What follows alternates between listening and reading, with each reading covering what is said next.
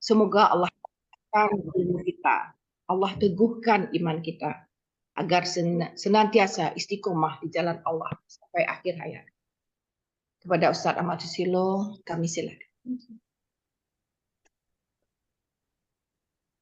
Baik Ibu, jazakillahi khairan. Bismillah. Assalamualaikum warahmatullahi wabarakatuh. Innal hamdalillah nahmaduhu wa nasta'inuhu wa nastaghfiruh wa na'udzu billahi min syururi anfusina wa sayyiati a'malina. May yahdihillahu fala mudhillalah wa may yudlil fala hadiyalah. Asyhadu an la ilaha illallah wahdahu la syarika lah wa anna Muhammadan abduhu wa rasuluhu la nabiyya ba'da. Allahumma salli wa sallim wa barik ala Muhammadin wa ala alihi wa ashabihi ajma'in wa man tabi'ahum bi ihsan ila yaumiddin, amma ba'd.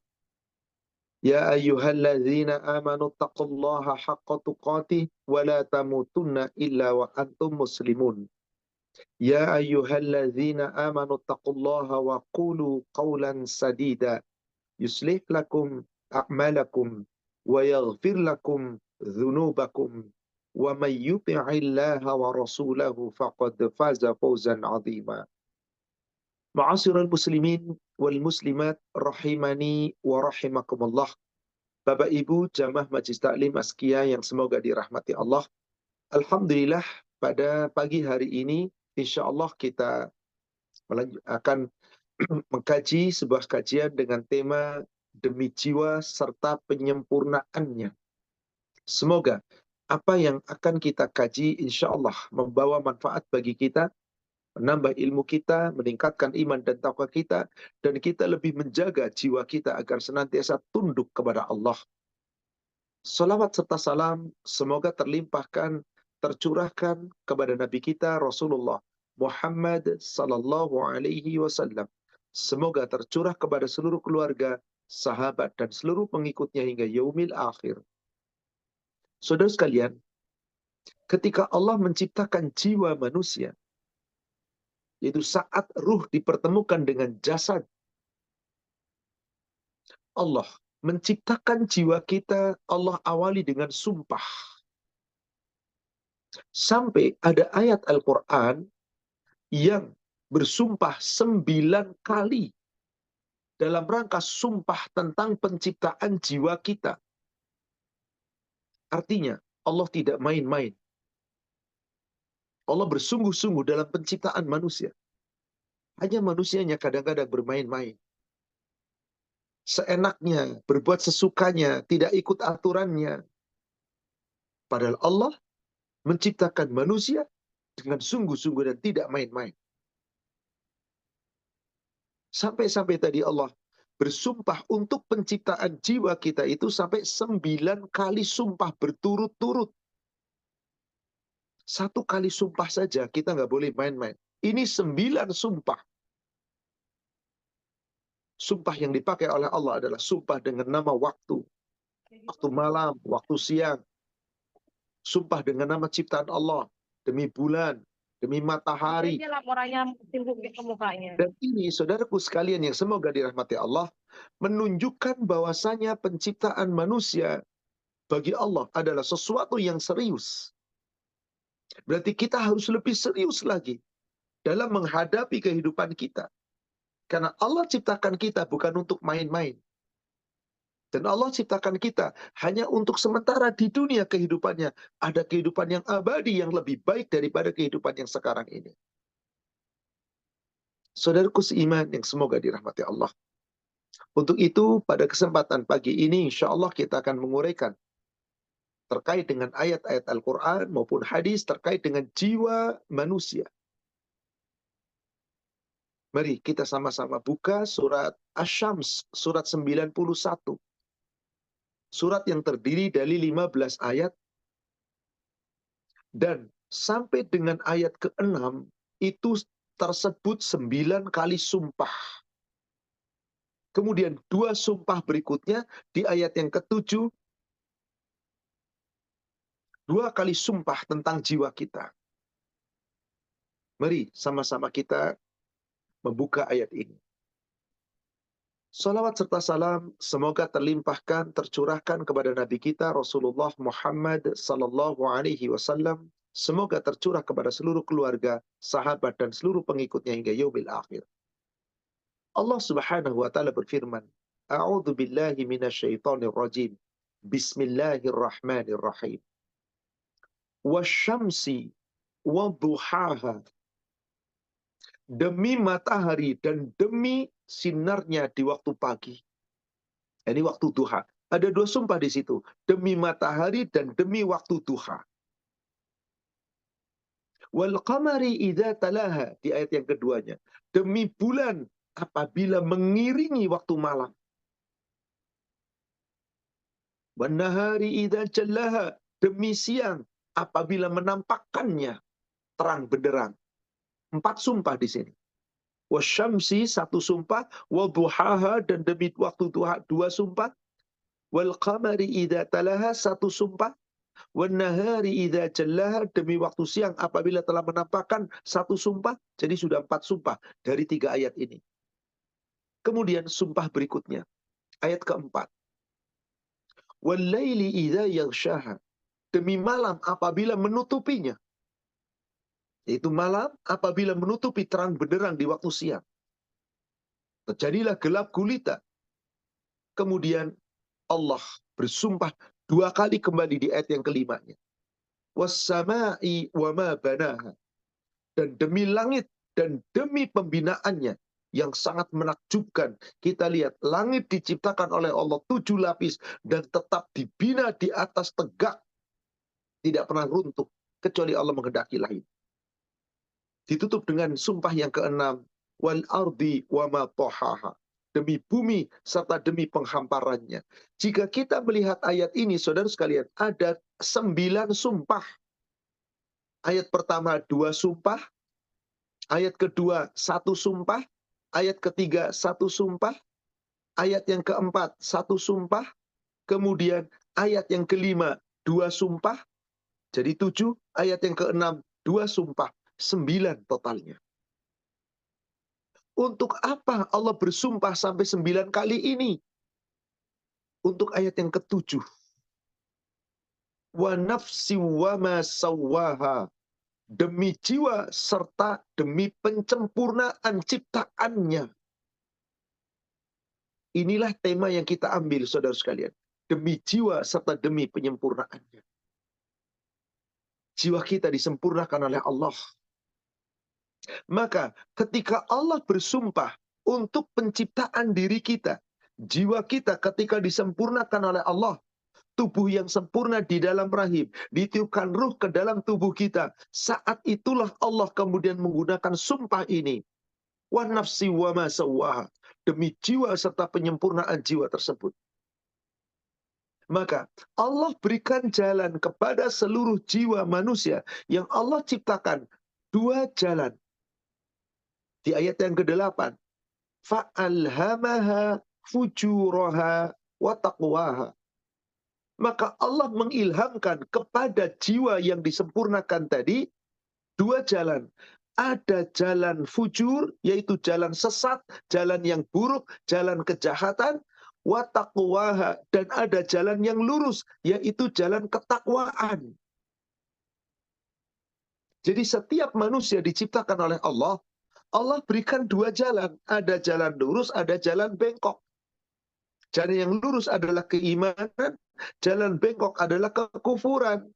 Jalan lurus adalah jalan yang diridhoi Allah, sedangkan jalan bengkok adalah jalan kejahatan, jalan kekufuran. Siapa yang beruntung di sisi Allah? Di ayat ke-9. Qad aflaha man zakkaha. Sungguh beruntung orang-orang yang senantiasa menyucikan jiwanya. Lalu siapa yang rugi? Wa qad khaba man dassaha. Di ayat ke-10-nya. Sungguh rugi orang yang mengotori jiwanya. Dari ayat ini, mari kita kembangkan dari tema kita ini. Saudaraku seiman, Bapak Ibu yang semoga dirahmati Allah. ketika Allah telah bersumpah untuk penciptaan jiwa kita, dan Allah telah mengatakan bahwa setiap manusia diberikan dua jalan. Ada jalan lurus menuju kepada ketaatan, ketakwaan. Ada jalan bengkok menuju kepada kejahatan, kepada keburukan. Maka Allah berikan kebebasan kepada manusia untuk silakan memilih. Silakan Anda memilih. Tapi ingat, jangan salah pilih.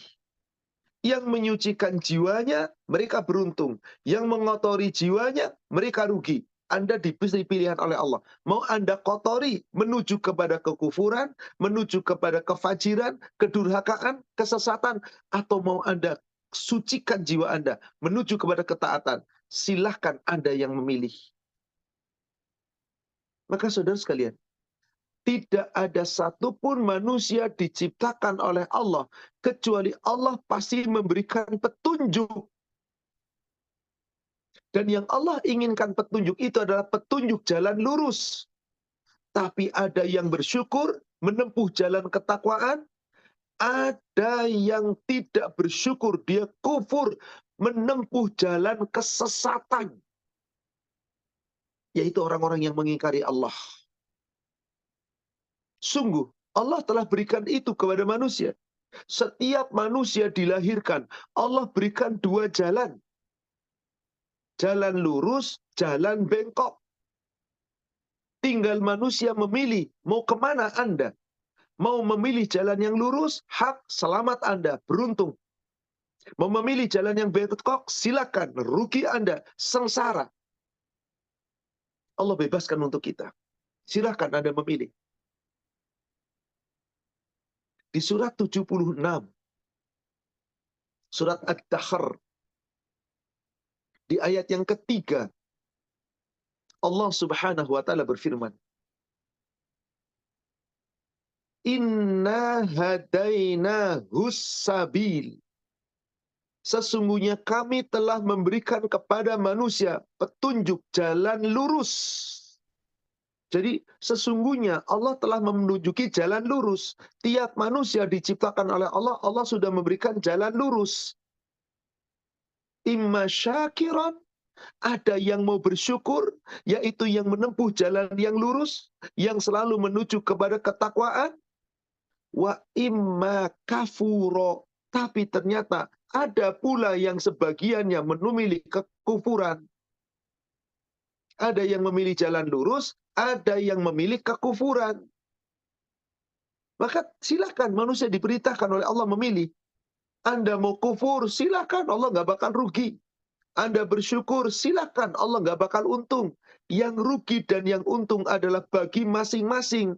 Qad aflaha man zakkaha, yang beruntung orang yang menyucikan jiwanya, wa qad khaba man dassaha, yang rugi orang yang mengotori jiwanya, yaitu yang menempuh jalan kekufuran. Silahkan, nggak ada masalah. Silahkan, nggak ada masalah.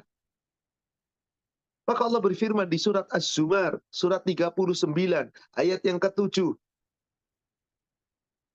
In takfuru fa innallaha ghaniyun ankum. Jika kamu mau kufur, yaitu tidak mensyukuri nikmat Allah, dikasih jalan lurus, tapi kamu maunya sesat, maka sungguh Allah tidak memerlukan kamu sedikit pun. Jadi di surat 76 kita sudah uraikan di ayat yang ketiga. Allah senantiasa memberikan jalan lurus. Tapi ada yang bersyukur, ada yang kufur. Anda mau kufur, silakan. Allah tidak rugi. Dan Allah tidak butuh kamu. Fa innallaha ghaniyun ankum. Allah itu tidak pernah membutuhkan kamu. Dan Allah tidak pernah memerlukan kamu, hai manusia.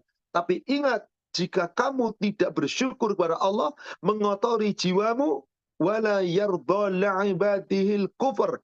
Allah sekali-kali tidak pernah akan meridhoi kekufuran hamba-hambanya yang tidak bersyukur, yang selalu mengotori jiwanya. Silakan, tapi Allah tidak pernah ridho. Bagaimana jika kita mau bersyukur, mengikuti jalan Allah, baru Allah ridho.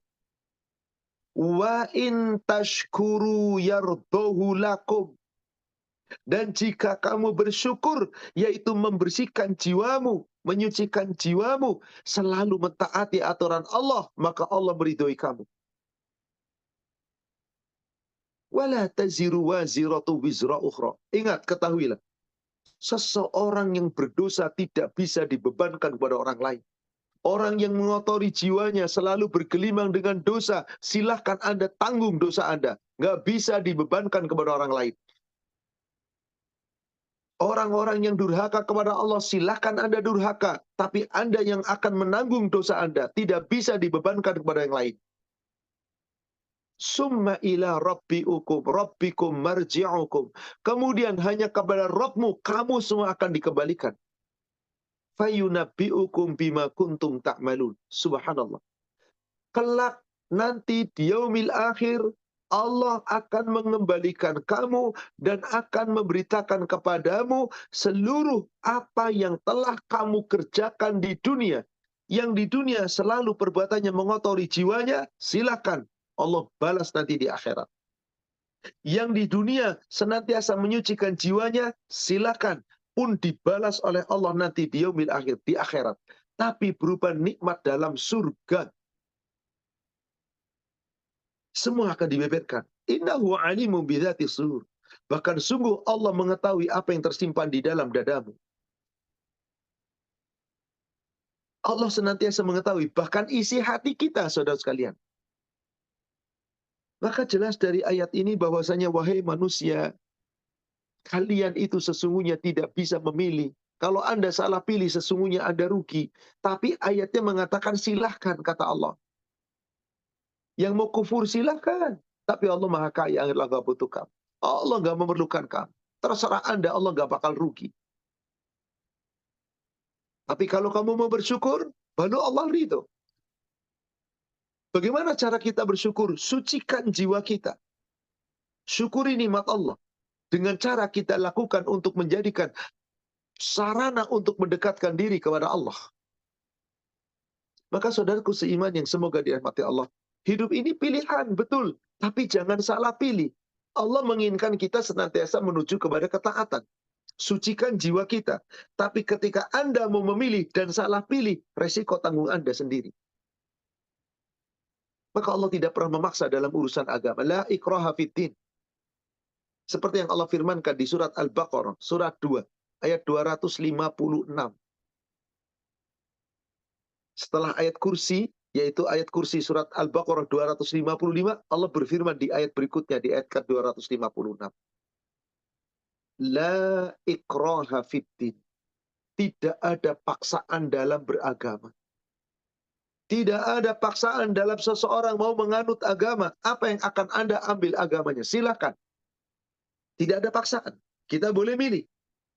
Apakah Anda ingin menyucikan jiwa Anda? Apakah Anda ingin mengotori jiwa Anda? Allah tidak paksa. Silakan. La ikraha fiddin. Tidak ada paksaan dalam menganut agama. Silakan. Anda mau Islam? Tidak dipaksa. Monggo. Anda mau kafir? Tidak dipaksa. Silakan. Tapi ingat, Allah telah memberikan petunjuk jalan yang lurus. Maka lanjutan ayatnya dikatakan setelah la ikraha fiddin, qad tabayyana rusydu minal ghayy. Sungguh telah jelas jalan yang lurus dari jalan yang sesat. Jalan yang benar dari jalan yang batil. Sudah jelas. Faman yakfur bitaghut, siapa yang mengingkari taghut, yaitu jalan yang bengkok, jalan yang sesat. Wa yu'min billah, dan dia mau beriman kepada Allah, berarti selalu menuju jalan yang lurus. Faqad istamsaka bil urwatil wusqa la infisama laha. Maka sungguh saat itu ketika engkau mencari kebenaran,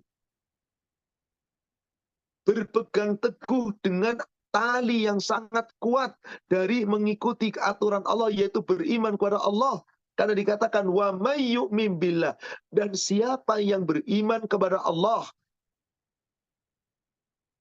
tapi mengingkari tauhid, yaitu mengingkari kesesatan menuju kepada iman, faqad istamsaka bil urwatil wusta, maka sesungguhnya dia telah berpegang teguh pada tali agama Allah yang sangat kuat, yang tidak akan putus.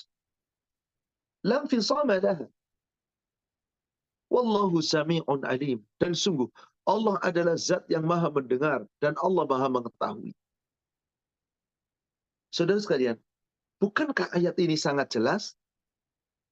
Silakan. Anda mau sesat, gak ada masalah. Anda mau mencari petunjuk, silakan. Tidak ada paksaan dalam urusan agama. Tapi jangan salah Anda pilih. Kalau ada orang mengatakan, Ustaz, di ayat ini mengatakan tidak ada paksaan dalam agama. Artinya apa? Kita boleh dong berbuat sesuai dengan keyakinan kita, keinginan kita. Saya mau milih jadi orang beriman, mau jadi orang kafir, Yahudi, Nasrani, Konghucu. Boleh dong, kan gak ada paksaan Ustaz. Betul. Tapi Anda harus menanggung resiko jika apa yang Anda pilih ternyata salah pilih. Contoh, tadi Allah telah tawarkan, manusia telah diberikan jalan yang lurus. Tapi ada yang mau bersyukur, yaitu mengikuti jalan lurus itu. Ada yang kufur, tidak mau mengikuti jalan lurus. Nah, silakan. Ayat yang barusan kita sampaikan, tidak ada paksaan dalam agama. Jangan maksa. Agama itu bukan paksaan. Silahkan ketulusan. Maka di saat kemudian Allah turunkan perintah, Allah turunkan aturan, Allah turunkan syariat, Allah turunkan larangan. Siapa yang mau mentaatinya? Orang yang sucikan jiwanya. Yang jiwanya selalu tidak dikotori dengan keburukan. Yang jiwanya selalu tunduk kepada Allah Subhanahu wa ta'ala. Karena sadar jika salah pilih, dia akan mendapatkan kerugian. Dan kerugian yang terbesar, saudara sekalian, bukan kerugian yang diraih di dunia, yang dirasakan, yang diazabkan, yang ditetapkan oleh Allah di dunia. Tapi kerugian yang paling besar adalah kerugian di saat dia mendurhakai Allah di dunia, maka nanti tempatnya neraka. Maka jiwa kita harus kita jaga, saudara sekalian. Allah telah memilihkan untuk kita agama. Allah telah memilihkan untuk kita aturan. Dan Allah telah memberikan kepada kita petunjuk jalan lurus. Tapi orang itu mau memilih kepada kekufuran. Kata Allah tadi, silakan, gak ada masalah. Tapi bukan berarti kita boleh salah milih. Asal milih, kalau gitu gak apa-apalah saya kufur. Saya ingkar kepada Allah. Gak apa-apalah, yang penting. Kata yang penting itulah manusia. Maka berilustrasi nanti. Berasumsi pula. Berargumentasi pula. Kan Allah tidak paksa. Tapi saudara sekalian, ada satu ayat ketika seorang hamba tidak dipaksa Allah untuk jiwanya menuju kepada ketaatan, lalu dia memilihnya kepada kedurhakaan, jiwa yang Allah inginkan disucikan malah dikotori, waqad khaba man dassaha. Bukankah tadi di ayat ke-10-nya, rugi orang yang mengotori jiwanya, maka ketika dia salah pilih, siapa yang rugi? Dirinya. Kapan kerugian yang paling besar dan paling dahsyat? Saat orang itu memilih kesalahan, bukannya kepada iman dan takwa, bukan menuju kepada ketaatan, tapi memilih kepada kekufuran, maka orang yang memilih kepada kekufuran, meskipun Allah katakan tidak ada paksaan, tapi dia memilihnya salah, resiko salah pilih itu ditanggung oleh dirinya sendiri. Kita lihat surat 18, surat Al-Kahfi, ayat ke-29. Tadi Al-Baqarah 256 nggak ada paksaan dalam agama. Maka di surat Al-Kahfi ini Allah pun membolehkan Anda memilih yang mana. Mau mengotori jiwanya dengan kekufuran, silakan. Menyucikan jiwanya menuju kepada ketaatan, silakan. Coba perhatikan ayat ini. Allah mengawali dengan perintah agar kita meyakini tentang yang hak yang ada di sisi Allah. Wa qulil haqqu min rabbikum, dan katakanlah, hai Muhammad sallallahu alaihi wasallam, kebenaran itu datangnya dari Rabbmu. Kedatangan itu dari Allah. Al-haqqu min rabbikum. Katakanlah kebenaran hanya dari Rabbmu. Maka manusia dikasih pilihan. Faman sya'a falyu'min wa man sya'a falyakfur. Maka barang siapa yang memilih untuk tetap beriman, silakan. Pilih iman, jalankan iman. Wa man sya'a falyakfur. Dan siapa yang memilih kepada kekufuran, silakan. Jadi di sini jelas. Ketika Allah mengatakan kebenaran dari Allah, tapi ada manusia yang memilih bengkok, silakan. Jiwanya disesatkan oleh Allah karena dia memilih keburukan. Maka rugi. Ayat ini kalau kita lihat di awal ayat seakan-akan tenang, boleh milih, nikmat. Kebenaran dari Tuhanmu. Siapa yang senantiasa ingin tetap bersama Allah, tetap beriman, maka setelah beriman, jaga iman Anda. Tapi kalau Anda memilihnya kekufuran, keingkaran, silakan. Kemudian waman sya'a falyakfur. Yang mau mengingkari Allah, yang mau memilih agama selain Islam, silakan. Silakan. Tapi ada ancaman, saudara sekalian. Dan ancaman itu begitu mengerikan. Siapa yang dapat ancaman? Yang selalu mengotori jiwanya. Maka Allah katakan di ujung ayatnya, Inna a'tadna lidzalimina nara. Sesungguhnya Allah telah menyediakan untuk orang-orang yang zalim api neraka.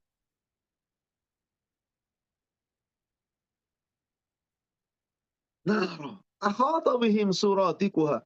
Yang panas dan gejolaknya neraka itu mengepung mereka. Jadi Anda mau nyari yang dingin dari neraka nggak bisa. Na'udzubillah, summa na'udzubillah. Ahata bihim suratikuha. Panasnya api neraka itu sampai mengepung. Wa iyastaghisu yughasu bima'in kalmuhl yashwil wujuh. Jika penghuni neraka tadi dari kalangan orang yang memilih kekufuran, ternyata milihnya itu Allah telah menyediakan untuk mereka api neraka, neraka jahanam yang begitu dahsyat. Akhata bihim suradikuha, yang gejolak panasnya neraka itu mengepung mereka. Wa iyastaghisu, dan apabila penghuni neraka itu berisi ghasah, meminta pertolongan, memohon pertolongan, maka apa yang terjadi? Yughasu bima, Allah berikan kepadamu cairan, air. Tapi air yang diteguk bisa menghancurkan wajah. Sebab air itu panasnya setara dengan besi yang mendidih. Allahu Akbar. Salah pilih, silakan. Jangan kotori jiwa kita. Untuk penciptaan jiwa kita, ingat, Allah telah bersumpah sampai 9 kali, nggak main-main. Dan 2 sumpah untuk jiwa kita. Wa nafsi wa ma sawwaha. Apakah Anda mau kotori, mau menuju kepada kufur? Silakan. Tapi Anda yang menanggung resiko. Bayangkan itu, dimasukkan ke neraka, dikelilingi oleh dahsyatnya api neraka. Jika dia minta air minum, yughasu bima'in kalmuhil yashbil wujuh. Dikasih minum, tapi cairannya cairan yang sangat panas mendidih, yang apabila diminum akan menghancurkan wajahnya seketika. Bibirnya yang minum, hancur wajahnya seketika. Subhanallah. Bi'sa syarab. Bi'sa syarab. Wasa'at murtafaqa. Buruknya minuman neraka itu. Dan itu seburuk-buruk tempat kembali. Saudaraku seiman yang semoga dirahmati Allah. Kembali kepada demi jiwa serta penyempurnaannya. Allah telah sempurnakan jiwa kita. Mari kita jaga jiwa kita yang telah Allah sempurnakan. Jangan memilih kepada kebatilan. Pilihlah di atas kebenaran. Meskipun terkadang kebenaran itu dicaci maki orang banyak. Meskipun kebenaran itu terkadang bahkan tidak menguntungkan, bahkan merugikan.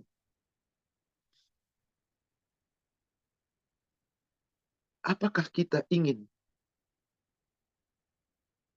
menempuh sesuatu yang buruk? Kita menganggap itu benar, tapi sesungguhnya buruk. Tapi manusia terkadang dengan hawa nafsu itu yang dituju. Karena keserakahannya dengan dunia. Maka manusia rela berbuat apapun meskipun tahu itu salah. Karena jiwanya telah dikotori dengan hawa nafsunya. Sebuah ilustrasi, Bapak Ibu yang semoga dirahmati Allah. Saya ingin bertanya. Ketika ada pencuri, katakanlah si fulan mencuri. Menurut Bapak dan Ibu, si fulan tahu nggak kalau itu salah? Saya yakin kita akan mengatakan, tahu salah. Tapi kenapa tetap mencuri? Ketika ada korupsi, bahkan ini lebih parah lagi, mencuri uang negara, mencuri uang rakyat. Padahal dia telah berikrar, dia telah berjanji, dia telah bersumpah setia saat diangkat menjadi pejabat. Sumpah jabatan. Tidak akan mengambil hak negara, tidak akan menyakiti orang yang dipimpinnya, dan seterusnya. Apa yang terjadi kemudian? Apakah dia tepati janjinya? Tidak, dia kotori jiwanya. Bukankah yang seperti itu banyak? Bukankah yang seperti itu, subhanallah, begitu melimpahnya di muka bumi ini? Orang-orang yang durhaka. Tetapi mereka merasa menganggap baik, karena jiwanya telah kotor, tapi dia tidak merasa kotor. Yang Allah ancamkan tadi neraka yang gejolaknya mengepung. Mereka pun tidak menyadarinya. Mungkin baca ayat Al-Quran, tapi nggak bergetar hatinya. Karena dia tidak tahu maknanya itu apa. Baca Quran sekedar dibaca. Anda kotori jiwa Anda oleh jiwa Anda, oleh diri Anda sendiri. Maka saudaraku seiman yang semoga dirahmati Allah. Mari kita jaga jiwa kita. Jiwa kita terdiri dari tubuh, jasad. Mulai dari indera di kepala kita, dari penglihatan kita, dari pendengaran kita. Sampai seluruh anggota tubuh kita, termasuk hati nurani dan akal pikiran kita. Itu Allah ciptakan untuk kita, bukan kita untuk main-main. Allah ciptakan jiwa kita dengan sungguh-sungguh, diawali dengan 9 sumpah tadi. Seakan-akan Allah hendak mengisyaratkan kepada kita, hai manusia, Anda telah bersumpah kepada Allah. Melalui sumpahnya Allah, Anda pun bersumpah kepada Allah untuk senantiasa menyucikan jiwanya, tidak mengotori jiwanya. Bahkan itu sejak Allah minta persaksian kita saat di alam rahim. Di dalam rahim ibu kita. Kita sudah berada dalam perjanjian dengan Allah. Kita sudah berjanji tidak akan pernah mengotori jiwa kita. Allah sudah berjanji. Allah sudah perintahkan kepada kita untuk kita berjanji. Untuk selalu menjadikan Allah sebagai Rabb. Dengan cara menyucikan jiwa kita. Terus mendekat kepada Allah. Dan itu sudah kita janjikan saat di alam rahim. Apakah Anda ingin mengotori jiwa Anda? Padahal Anda sudah berjanji dengan Allah. Bahkan di alam rahim ketika itu. Satu ruh kita dititipkan ke jasad kita. Di rahim ibu kita. Apa yang Allah persaksikan kepada kita. Apa yang Allah pertanyakan kepada kita. Dan apa janji kita kepada Allah. Janjinya tidak akan mengotori jiwa. Janjinya adalah akan selalu membersihkan jiwa. Maka saudara sekalian yang semoga dirahmati Allah. Setiap manusia yang berlaku seperti itu, boleh jadi di dunia merasa aman. Boleh jadi di dunia merasa nyaman. Akankah mereka Allah bebaskan nanti di yaumil akhir? Apakah Allah berikan mereka kenyamanan lagi nanti di yaumil akhir? Tidak, saudara sekalian. Maka mari berlaku seriuslah, berlaku adillah. Allah tidak main-main menciptakan kita. Dan Allah telah sempurnakan jiwa kita dengan sempurna, sesempurna mungkin. Sempurna yang sempurna mungkin. Yang tidak ada lagi tandingannya. Untuk apa? Supaya hati kita senantiasa tunduk kepada Allah. Agar kita selalu condong kepada Allah. Maka hendaklah tiap kita, saudara sekalian, memahami tentang itu. Bahwa jiwa kita disempurnakan saat di dalam rahim ibu kita. Dan saat itu ruh kita bersaksi di hadapan Allah. Akan tunduk kepada Allah. Akan menyucikan jiwanya, bukan untuk mengotori. Surat 7, Al-A'raf 172. Surat Al-A'raf, surat 7, 172.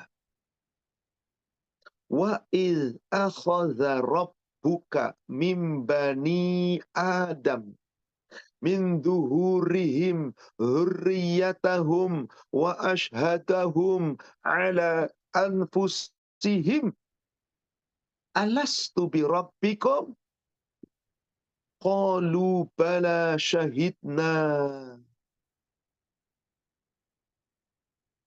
Siapa yang jawab itu, saudara sekalian? Siapa yang menjawab? Bala syahidna. Benar, kami bersaksi. Engkau Rabbku ya Allah, aku akan tunduk ya Allah, aku sucikan jiwaku ya Allah, aku nggak akan ngotori jiwaku ya Allah. Ini kita ucapkan saat kita dalam rahim ibu kita. Yang mengucapkan bukan lisan kita, tetapi ruh kita. Ruh kita, saudara sekalian. Qalu bala, kata ruh kita. Mereka kita semua menjawab, benar ya Rabb kami, syahidna, kami bersaksi, kami bersumpah bahwa engkau sebagai Rabb kami. Kenapa disampaikan ayat ini? Kenapa disampaikan ayat ini oleh Allah kepada kita? Agar kita sadar, hei saudara sekalian, kita itu diciptakan oleh Allah bukan untuk mengotori jiwa kita. Tapi Allah ciptakan kita untuk kita selalu menyucikan jiwa kita. Antakulu yaumal qiyamah inna kunna an hadza ghafilin. Supaya nanti pada hari kiamat tidak ada satupun manusia yang berkata,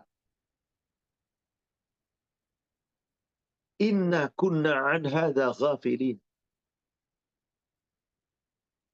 Ya Allah, sesungguhnya kami lupa terhadap perjanjian ini.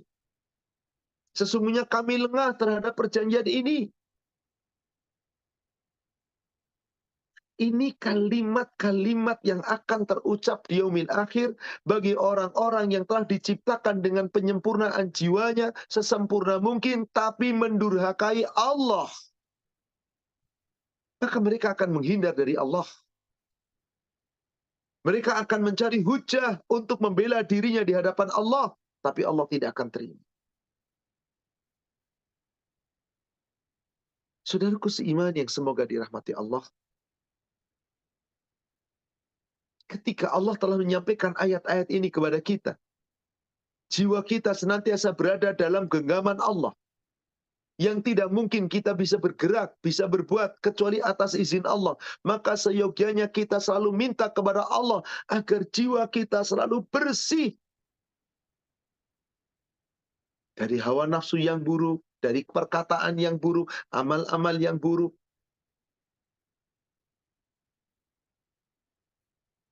Agar apa? Agar kita selamat, jiwa kita selalu bersih, tidak kotor. Saudaraku seiman yang semoga dirahmati Allah, sungguh ayat ini telah mengingatkan kita, hai manusia, jangan sampai Anda mengotori jiwa Anda. Anda sudah janji sama Allah.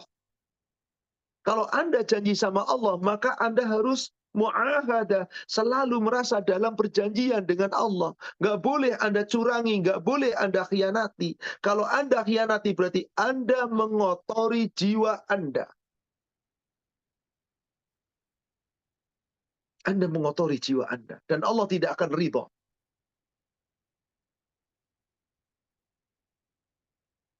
Kalau Anda telah mengotori jiwa Anda dan Allah tidak ridho, boleh jadi di dunia Allah bebaskan Anda yang senantiasa mengotori jiwanya, mengikuti hawa nafsunya, bahkan mengabaikan Tuhannya, mengabaikan Rabbnya, dibiarkan oleh Allah dalam kesesatan. Rugi orang seperti itu. Maka Allah ngajak kita berpikir, orang-orang yang suka mengotori jiwa. Afara'aita man ittakhadha ilahahu hawa, kata Allah. Maka pernahkah kamu memperhatikan orang-orang yang senantiasa mengikuti hawa nafsunya? Tidak senantiasa menjadikan Allah sebagai Rabbnya, tapi Rabbnya, Tuhannya adalah hawa nafsunya. Coba buka ayatnya, surat 45 ayat ke-23.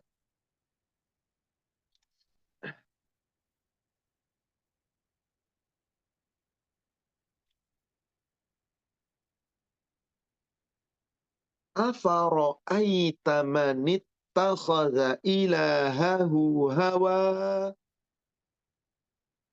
Maka pernahkah kamu memperhatikan orang-orang yang menjadikan Tuhannya itu adalah hawa nafsunya? Jadi dia hanya mengikuti jiwanya yang kotor. Dan dianggap itulah Tuhannya. Yaitu yang selalu mengotori jiwanya. Dan selalu durhaka kepada Rabbnya. Pernahkah kamu melihat?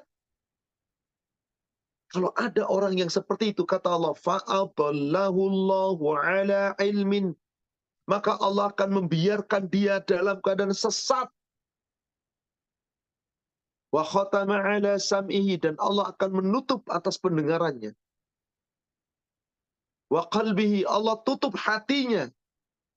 Wa ja'ala ala abasarihi ghishawa, dan kemudian Allah jadikan di depan pandangannya seakan-akan ada tutupan dan tertutup. Ditutup telinganya, maaf, seperti orang tuli.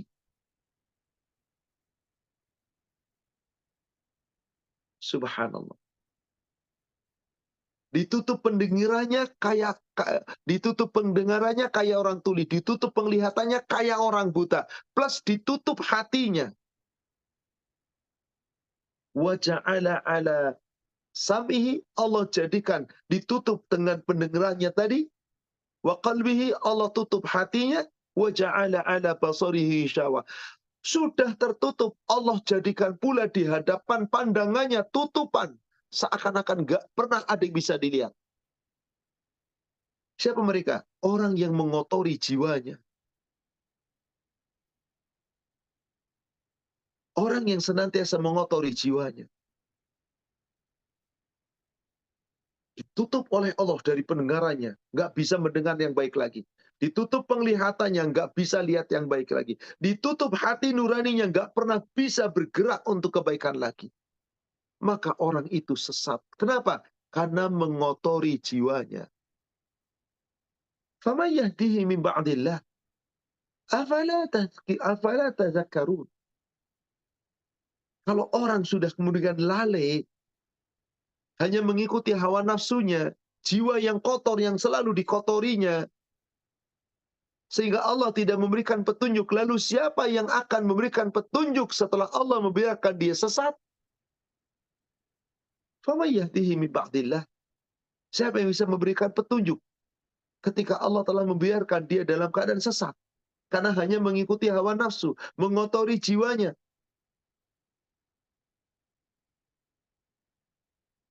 Tentu saudara sekalian, orang-orang itu pasti akan menyesal. Orang yang mengotori jiwanya nggak mungkin akan selamat nanti di yaumil akhir. Mereka akan menyesal. Dan jiwa kita itu dikendalikan oleh qalb, oleh hati kita. Ketahuilah hati kita yang senantiasa dibolak-balikan oleh Allah. Di hadis Muslim, nomor hadis 2278,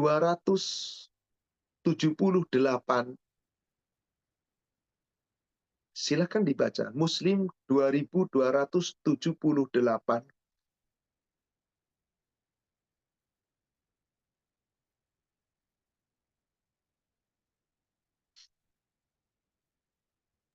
Ya. Dari Abdullah bin Amru bin Ash radhiyallahu an, Katanya dia mendengar Rasulullah Shallallahu Alaihi Wasallam bersabda, sesungguhnya hati anak Adam seluruhnya berada di antara dua jari Allah Ta'ala, bagaikan hanya sebuah saja. Allah Ta'ala sanggup menggerakkan bagaimana menurut kehendaknya. Lalu Rasulullah Shallallahu Alaihi Wasallam mendoa, Allahumma musarrifal qulub sarif qulubana ala ta'atik. Saudaraku seiman, yang mengendalikan jiwa kita itu adalah qalb. Sedangkan qalb kita selalu digenggam Allah dan dibolak-balikan oleh Allah. Abdullah bin Amr bin Al-As telah menyampaikan hadis ini dari Nabi Sallallahu Alaihi Wasallam. Inna quluba bani Adam kullaha baina asabi'aini min asabi'ir Rahman. Sesungguhnya hati anak Adam itu semua berada di dalam genggaman jari Allah. Dua jarinya Allah. Dari jari jemarinya Allah. Digenggam oleh dua jarinya Allah. Yusarrifuha kaifa yasha. Yusarrifuha kaifa yasha. Allah mampu memalingkan hati manusia ke arah mana yang Allah kehendaki. Maka setelah itu Rasul mengajarkan doa kepada kita. Allahumma musarrifal qulub, sarrif qulubana ala ta'atika. Ya Allah, ya Rabb, Engkau yang senantiasa memalingkan hati kami. Ya Allah, palingkan hati kami, ya Allah, kembali kepada ketaatan. Minta kepada Allah supaya kembali kepada ketaatan. Sarrif qulubana ala ta'atik. Supaya apa? Jiwa kita yang tadinya berpaling, balik lagi kepada ketaatan. Yang tadinya ingin durhaka, kembali lagi kepada ketaatan. Tubuh kita berbuat, tapi pengendalinya adalah hati. Maka jika seorang hamba di dalam jiwanya ada qalb, hati yang baik, maka seluruh perbuatan tubuhnya baik. Dia akan selalu menyucikan jiwanya. Tapi kalau yang ada di dalam tubuhnya, qalbnya buruk, maka tubuhnya akan selalu mengotori jiwanya dengan perbuatan-perbuatan durhaka. Lihat kembali. Di hadis Bulughul Maram, di nomor hadis 1496,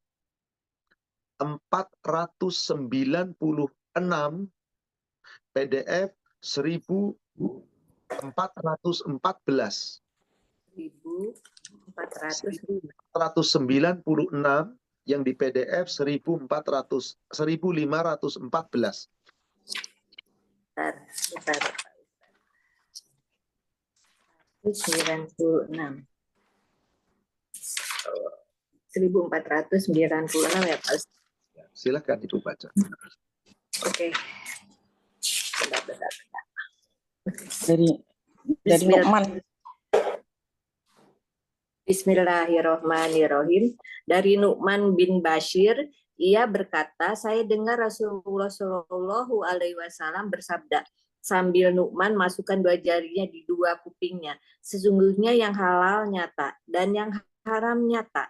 Tetapi di antara keduanya ada beberapa subhat yang tidak diketahui dia oleh kebanyakan manusia.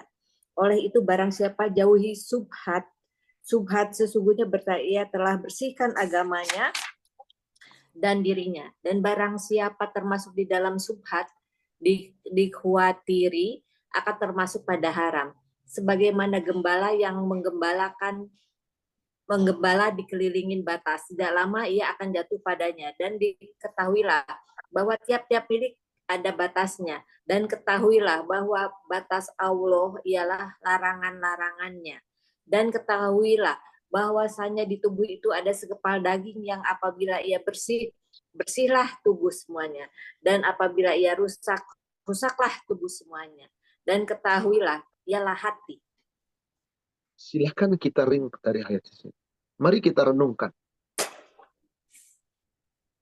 Bersihnya jiwa kita, hati kita yang menentukan.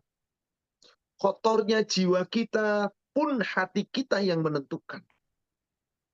Nu'man bin Bashir, ketika menyampaikan hadis ini, beliau tutup kedua telinganya.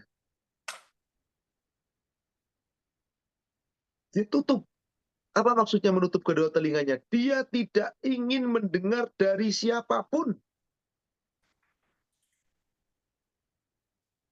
Numan menutup kedua tangannya. Artinya apa? Sudah, saya nggak mau dengar dari siapa. Saya hanya pengen dengar dari Rasul. Bagaimana cara kita menyucikan jiwa? Bagaimana cara membersihkannya? Kalau tidak, Anda akan kotor jiwanya. Nah, ini nasihat yang sangat indah, saudara sekalian. Ketika itu, Numan bin Bashir berkata, menyampaikan dari Nabi SAW. Innal halal bayyin, wa innal haram bayyin.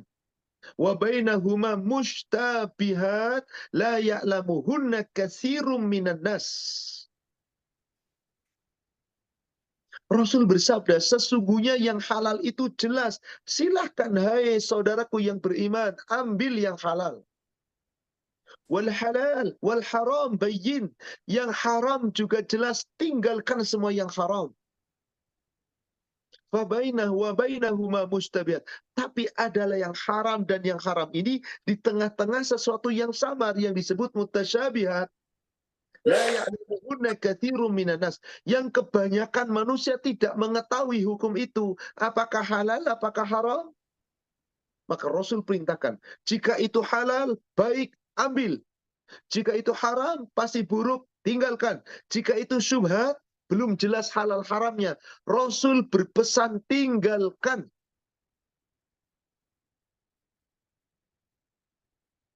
Faman ittaqa syubhat faqad istabra'a lidinihi wa 'irdi.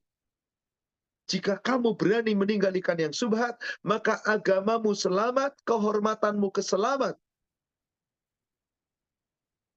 Waman waqa'a fi syubhat, tapi siapa yang terus terjerumus ke dalam yang syubhat, mengambil yang syubhat, waqa'a fil haram, maka dia akan jatuh kepada yang haram. Ibu, bapak yang semoga dirahmati Allah, hadis ini bukankah menjabarkan dengan sangat jelas yang halal-halal ambil? Bukankah zaman sekarang orang Islam bahkan gak peduli halal haram? Bukankah zaman sekarang seorang yang mengaku mukmin bahkan tidak pernah lagi peduli mau halal mau haram? Yang penting saya dapat. Padahal Allah katakan di sini melalui nabinya, yang halal jelas halalnya, ambil silakan. Yang haram jelas haramnya, tinggalkan. Antara halal dan haram yang meragukan itu syubhat, tinggalkan. Yang syubhat saja diperintahkan ditinggalkan. Apalagi yang haram. Tapi zaman sekarang orang mengatakan, yang penting kan zaman sekarang nyari duit yang haram aja susah, apalagi yang yang halal. Apakah mentang-mentang yang haram susah, kemudian Anda boleh mengambil yang haram? Mentang-mentang yang haram susah, apalagi yang halal, lalu Anda boleh tetap mengambil yang haram? Yang akan memutuskan ini, saudara sekalian. Maka Nabi SAW mengatakan, ingat, wa inna likulli malik hima. Setiap pengembala itu ada batasan. Setiap pemilik ada batasannya. Dan jangan sampai Anda melanggar batasan itu. Dan wa inna likulli malik hima. Tiap-tiap pemilik pasti ada batasan-batasannya. Demikian pula Allah.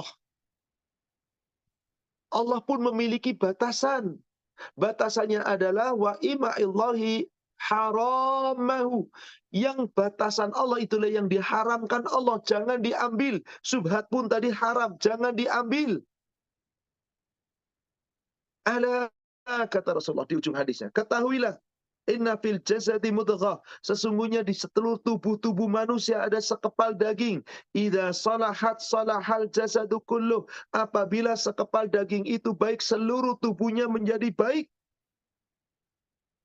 Wa idzal fasadat fasadal jasadu kulluh. Tapi ketika sekepal daging itu buruk, maka buruk semuanya. Ala wahyal qalb. Ketahuilah, sekepal daging yang mengolah tubuhmu, yang mengatur tubuhmu, yang menentukan apakah ini baik atau buruk, halal atau haram, itu adalah hati. Qalb. Nih yang ada di dalam dada kita. Maka yang memutuskan apakah Anda mau jadi orang baik atau orang jahat, hati kita. Yang memutuskan apakah mau menjadi orang durhaka atau orang taat, hati kita. Yang memutuskan apakah Anda ingin berlaku maksiat atau Anda ingin berlaku taat, hati kita. Berhati-hatilah saudara sekalian. Karena sungguh akan datang suatu masa di antara umat Islam yang tidak pernah peduli lagi terhadap apa yang dicarinya. Mau halal, mau haram, nggak peduli. Apa yang dipakainya, mau halal, mau haram, nggak peduli. Apa yang dimakannya, mau halal, mau haram, nggak peduli. Kenapa? Sebab dia mengotori jiwanya.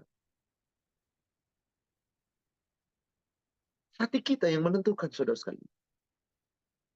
Di Sahih Bukhari, silakan ibu buka Sahih Bukhari, nomor hadis 1012. Apa peringatan Rasul kepada kita? 1400 tahun yang lalu.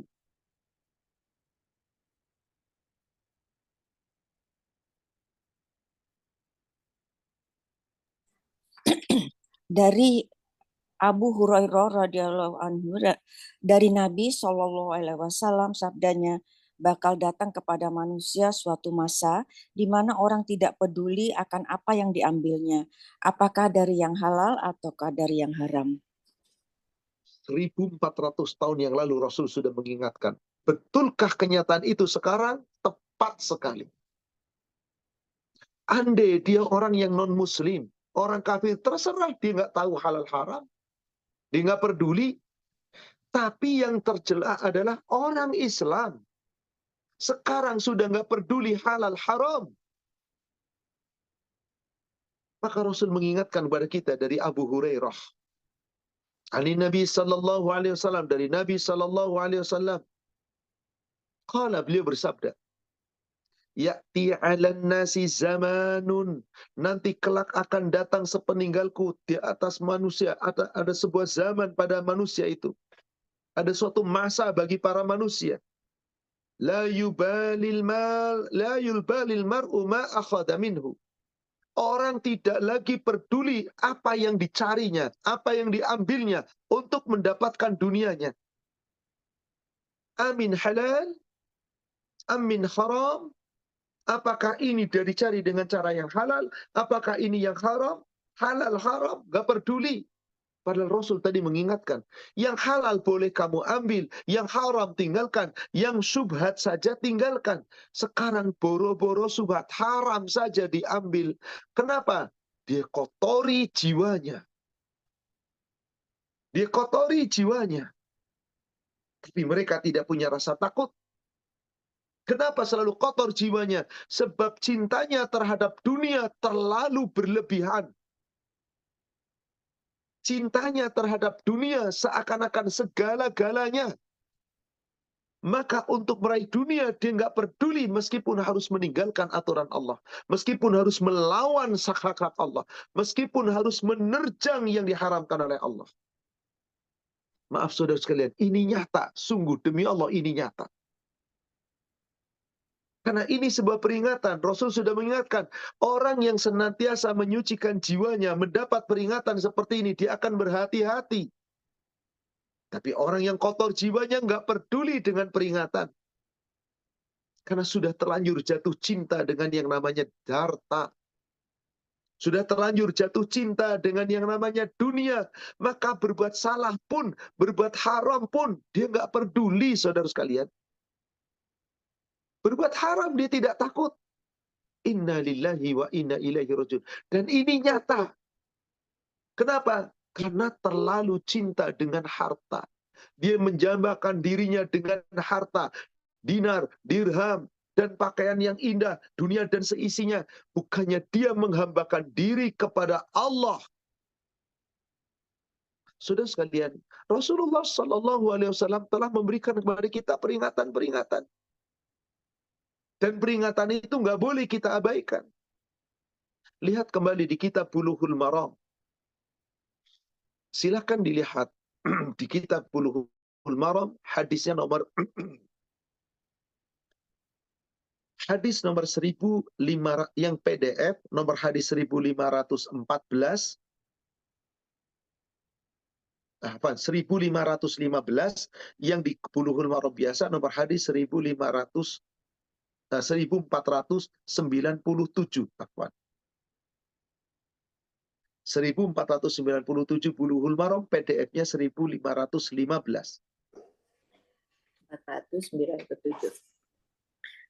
Dari Abi Hurairah, ia berkata, telah bersabda Rasulullah Shallallahu Alaihi Wasallam, celaka penyembah dinar dan dirham dan katifah. Jika diberi, ia ridho, dan jika tidak diberi, ia tidak ridho. Dikeluarkan dia oleh Bukhari. Apa sih yang dimaksud hambanya dinar? Orang yang hawa nafsunya cenderung hanya kepada dinar. Apa itu dinar? Kekayaan, harta. Dari emas. Bukankah dahulu mata uangnya adalah emas? Dinar, kekayaan, harta. Perak. Bukankah zaman dahulu keuangan itu terbuat juga dari perak? Maksudnya celaka orang yang menghambakan dirinya kepada harta. Dunia. Wal qatifah, celaka orang yang menghambakan dirinya kepada kain yang bagus. Kain beludru, atau kain-kain yang halus, kain yang indah. Ida otiya rodia. Kalau mereka diberi oleh Allah kekayaan dunia, dia ridho. Wa illam yu'ta lam yardo. Giliran tidak diberi, dia tidak ridho. Kenapa? Karena jiwanya telah dikotori dengan hawa nafsu dunia. Celaka, kata Allah. Celaka. Ustadz, apa nggak boleh kaya? Allah berikan kepada kita kekayaan, silakan. Boleh nggak saya kaya, Ustadz? Silahkan Anda kaya. Tapi ingat, kaya jangan hanya sekedar kaya, tapi Anda kotor jiwanya. Kaya Anda dibarengi dengan jiwa yang bersih, yaitu ketakwaan. Allah puji Anda. Allah puji Anda. Lihat, hadis berikutnya. Di Bulughul Maram masih nomor 1501, di PDF-nya 1519.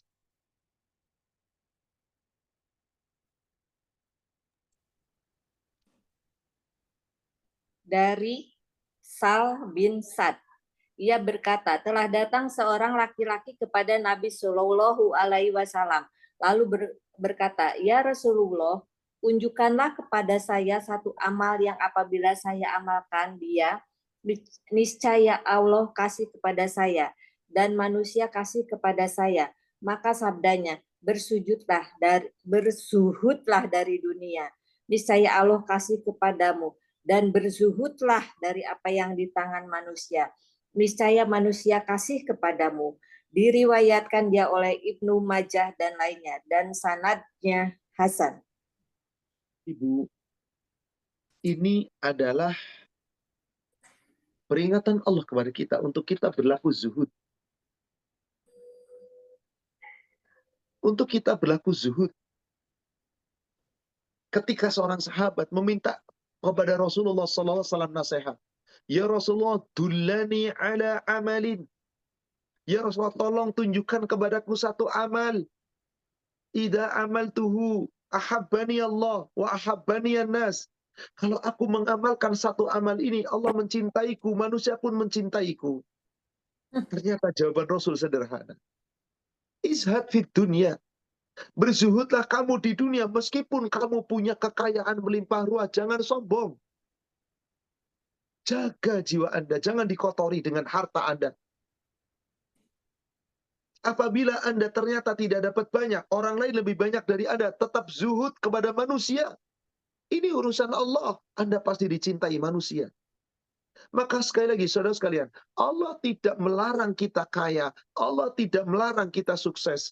Yang penting kita punya takwa. Yang dilarang adalah ketika Anda kaya, Anda sukses, lalu nggak punya takwa. Sehingga jiwa Anda kotor karena makin jauh dari Allah. Hadis berikutnya Ibu, nomor 1502-nya. PDF-nya naik satu nomor, 1520-nya.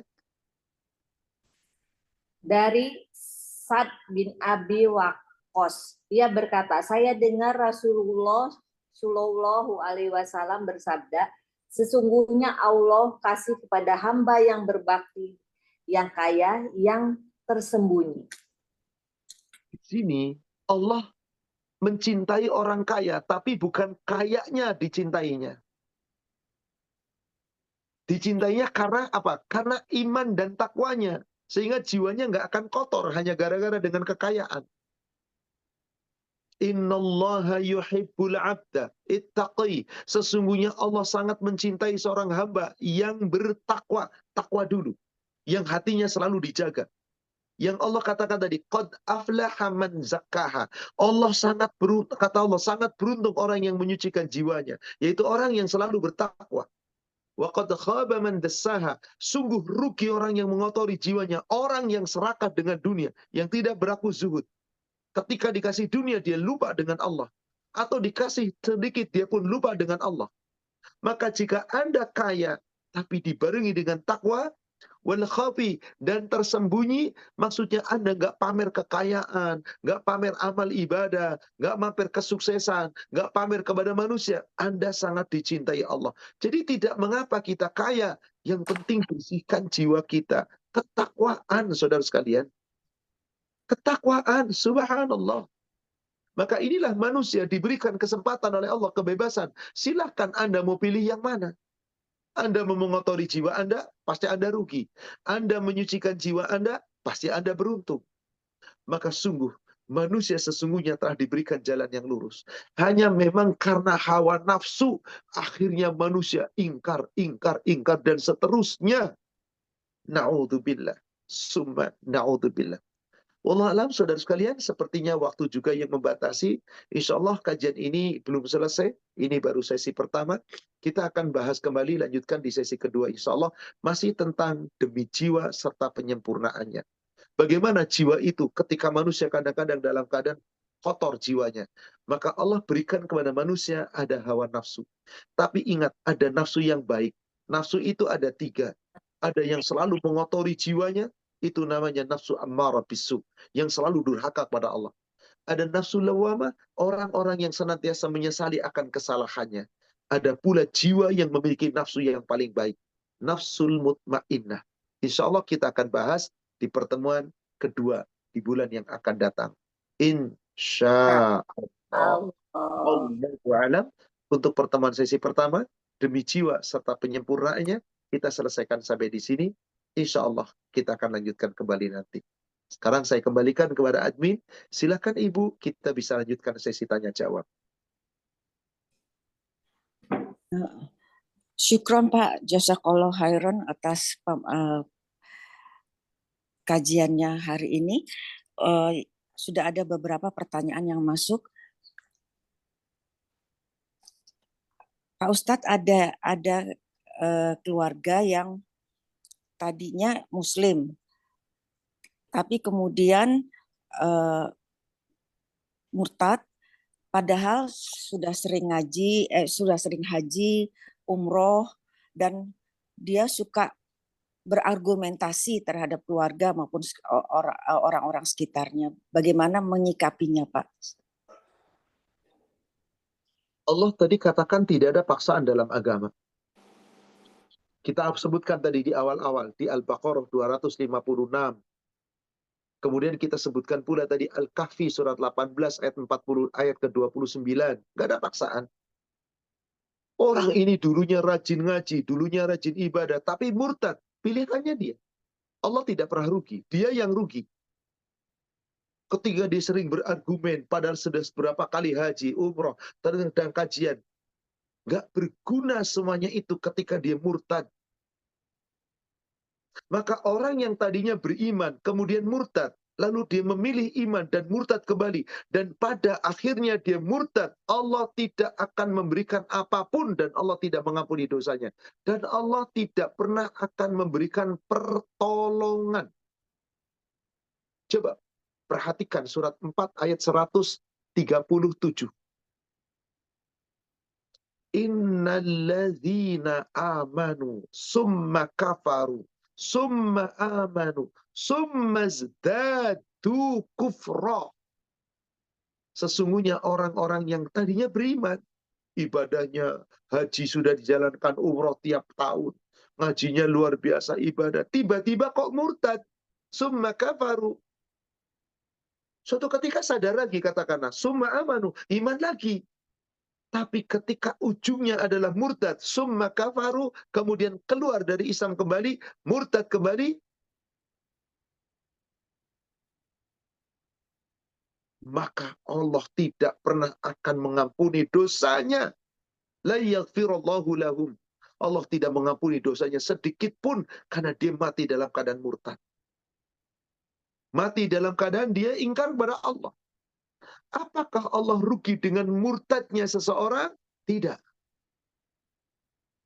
Andai itu saudara Anda, andai tolan Anda, tolong ajak kembali. Dakwahi. Tapi usaha dia yang lebih pintar argumennya. Dia selalu berargumen. Ngomongnya bahkan lebih pintar. Kalau seperti itu keadaannya, maka cukup biarkan dia yang telah memilih. Daripada nanti berjidal, bertengkar yang tidak ada karuannya. Maka saudara sekalian, ketika ada orang-orang murtad, Allah tidak pernah rugi. Lihat kembali surat 5, surat Al-Ma'idah, ayat yang ke-54. Di bagian awal ayat. Ya ayyuhalladzina amanu, hai orang-orang yang beriman, mayyartadda minkum, barang siapa di antara kamu orang yang tadinya beriman lalu murtad, andinihi dari agamanya, maksudnya keluar dari agama Islam, fasawfa ya'tillahu biqaumin yuhibbuhum wa yuhibbunahu adillatin 'alal mu'minin a'izzatin 'alal kafirin. Niscaya Allah akan mendatangkan suatu kaum yang menggantikan orang murtad tadi, yang dia mencintai mereka dan mereka pun mencintai Allah, dan bersikap lemah lembut terhadap orang beriman dan bersifat tegas terhadap orang yang kafir. Yujahiduna fi sabilillah, dan mereka akan selalu berjuang di jalan Allah.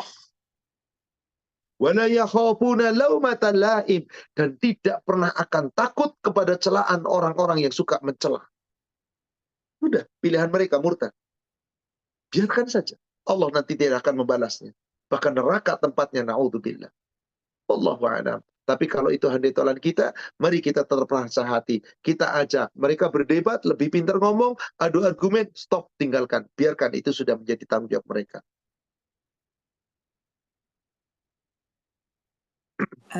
Ya, syukron Pak.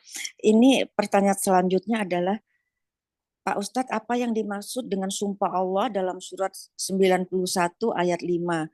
Dan bagaimana seseorang yang terlahir dari orang tua kafir sementara di alam rahim sudah berjanji kepada Allah? Saudaraku seiman yang semoga dirahmati Allah, sumpah Allah tadi dari ayat 1 sampai 6 itu mengemukakan semua tentang waktu dan makhluk ciptaan Allah. Waktu dan makhluk ciptaan Allah. Apa sih maksudnya sumpah-sumpah itu? Dan yang ditanyakan adalah sumpah yang ke ayat kelima. Apa sih maksudnya sumpah itu? Saudara sekalian, ketika Allah bersumpah, itu terserah Allah. Wassama'i wa ma banaha, sumpah yang ayat kelima. Demi langit serta demi pembinaannya. Apa maksudnya pembinaan? Langit itu Allah jadikan diciptakan di atas. Dibina. Kalau bahasa sederhananya itu atap. Coba, yang namanya bangunan rumah, pasti diawali dengan bangunan, ada pondasi, ada tiang-tiang. Kemudian apa? Ada atap. Nah, atap itu yang dibina di atas. Rumah, kalau ada atap, berarti harus ada pondasinya dulu. Ada tiangnya. Nggak ada tiangnya, nggak ada yang menopang atap, ambruk atapnya. Monggo silahkan Bapak Ibu lihat, dan penanya lihat, di mana yang menopang langit? Adakah tiang yang menopang langit yang begitu gagah? Monggo perhatikan. Nggak ada. Itulah yang dimaksud. Allah hendak berikan kepada kita. Allah dengan sumpah, hai manusia, siapa yang menciptakan langit? Dan siapa yang menjadikan langit dibina di atas sebagai atap, tanpa pernah ambruk, padahal tidak ada tiang-tiang. Itu maksudnya. Sampai demikian Allah katakan. Wal ardi wa ma tahaha, di ayat ke-6-nya. Demi bumi serta demi penghamparannya. Bumi dihamparkan oleh Allah, dijadikan tempat tinggal dan mencari maisha manusia. Siapa yang menjadikan itu? Allah. Gimana kalau Allah nggak jadikan itu? Bisa apa kita? Seakan-akan Allah memberikan keterangan-keterangan yang menakjubkan dulu. Inilah saudaraku sekalian yang semoga dirahmati Allah. Sumpah Allah. Artinya berarti Allah serius. Allah nggak main-main. Maka Anda jangan coba-coba Anda main-main. Anda harus berlaku serius. Anda harus berlaku sungguh-sungguh. Karena Allah saja tidak main-main dengan sumpah ini. Demikian. Wallahu a'lam.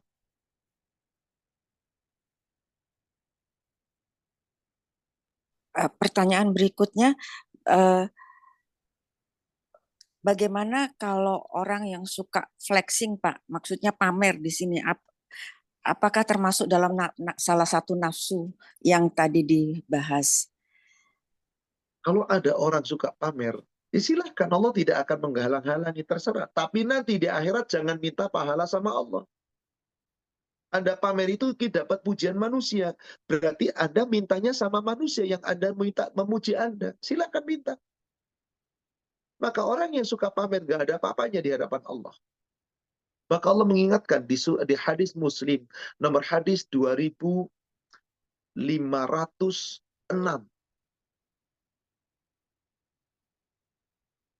Silakan Ibu baca. Hadis Muslim 2506.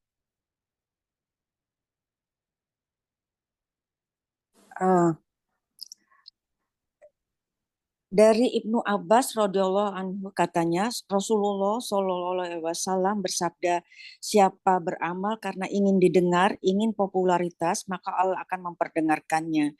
Dan siapa beramal karena ingin dilihat, dipuji, maka Allah akan memperlihatkannya. Semua. Man sami'a sami'ahullah bihi. Wa man ra'a ra'ahullahu bihi. Orang beramal, apa tadi istilahnya flexing, Ibu? Flexing, Pak. Iya.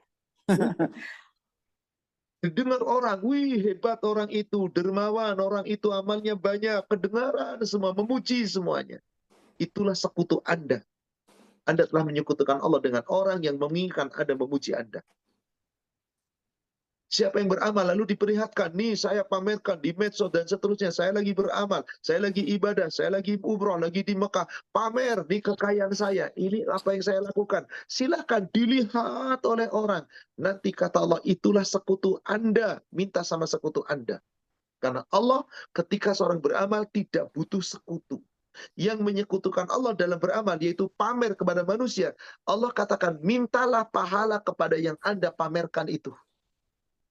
Coba Ibu, hadis yang sebelumnya, nomor 2505-nya. Ya, 2500. Satu hadis sebelumnya.